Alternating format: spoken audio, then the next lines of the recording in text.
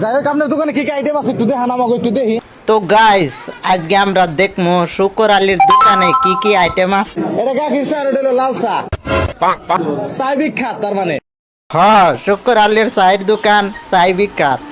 আর শুকর আলীর চা সেই স্বাদ সেই টেস্ট। কারণ শুকর আলী যখন চাইবা না শুকর আলীর হাত মাধ্যমে গুয়ার মাধ্যমে যায়। কি বিশ্বাস না?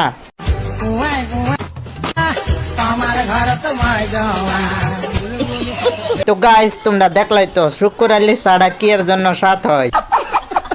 এক কাপ চায়ের দাম কত জানার দাও টাকলু? আচ্ছা শুকুর ভাই এক কাপ চার দাম কত? শুকর আলীর চার দাম 10 টাকা। আমি এমনও দেখছি এক কাপ চা খায়া 1000 টাকাও দেয়। ওরা হয়তো বংশগত ধনী। ঠিক বলেছো।